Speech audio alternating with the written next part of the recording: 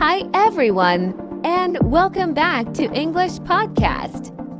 I'm Emma, and today I'm joined by Jack, and we've got something super exciting for all you fans of Young Sheldon. If you're someone who watches this show to improve your English, you're not alone. Today, we're going to talk about the most commonly used vocabulary and phrases in the show.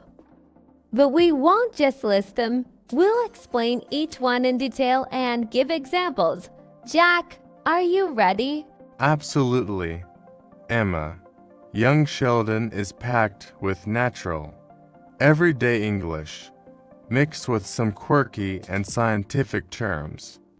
It's a goldmine for learners who want to get comfortable with American slang, informal phrases, and even academic language.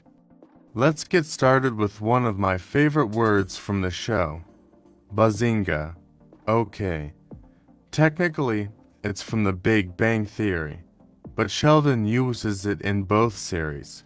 Yes, bazinga is Sheldon's way of saying gotcha or just kidding. It's not a real English word, but it became part of pop culture because of him. For example, he might say something super serious and then suddenly say bazinga to show he was joking. It's important for learners to understand humor like this too, even if it's not grammatically standard. Exactly. Now let's move to a real word, protocol. Sheldon is obsessed with following protocol. This word means a set of rules or official procedures. Like, Sheldon might say, "You violated the roommate protocol." It's a fancy way of saying, "You didn't follow the rules." Learners will hear this word in formal settings too, like in medicine or politics. Great one! Another word Sheldon uses a lot is equation. That's pretty obvious. He's a math genius.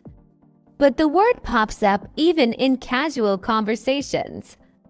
Like, that's not part of the equation, meaning that's not part of the situation or plan. So it has a figurative meaning too, not just mathematical. Right. And then there's cooperate. You'll hear Sheldon's mom, Mary, say things like, "Sheldon, you need to cooperate with your teachers." It simply means to work together or to behave well in a group. I think learners should practice this one with different tenses too. Cooperate, cooperated, cooperating. Speaking of Mary, she often uses Southern American expressions like bless your heart. It sounds sweet, but sometimes it's used sarcastically. Like if someone says something really silly, she might say, "Oh honey, bless your heart," which can mean you poor thing, you're clueless. So context really matters. And don't forget genius. It's a word that describes Sheldon perfectly. He's often called a genius, meaning someone with exceptional intelligence.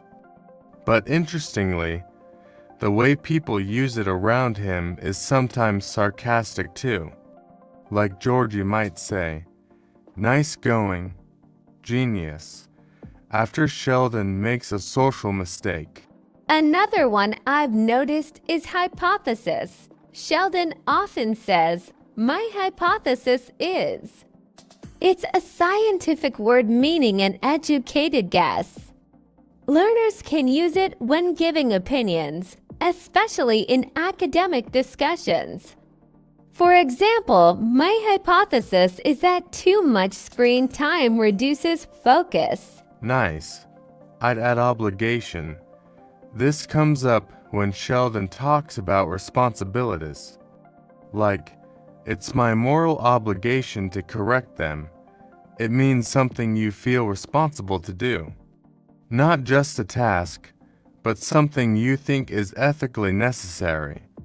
Totally. Then there's distraction. He hates distractions.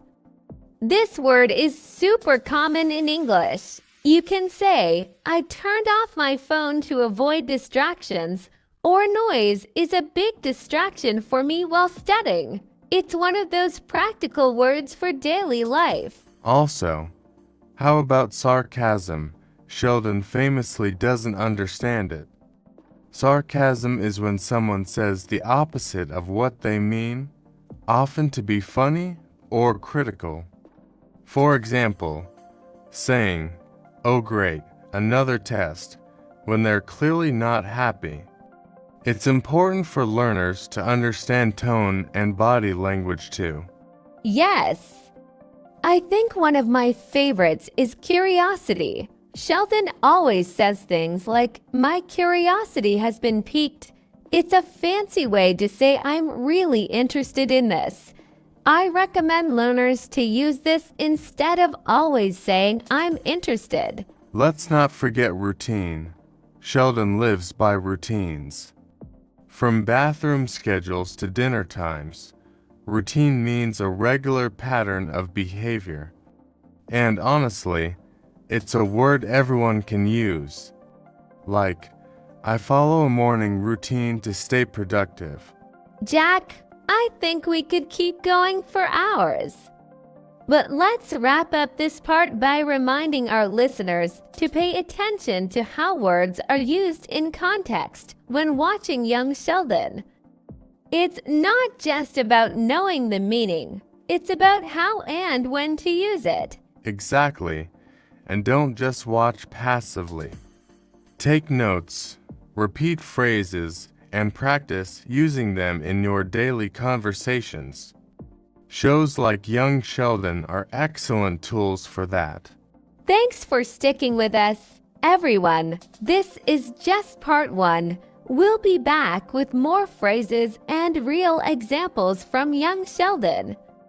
Until then, keep practicing and don't forget to subscribe to English Podcast. You're not just learning English, you're building fluency. Bye.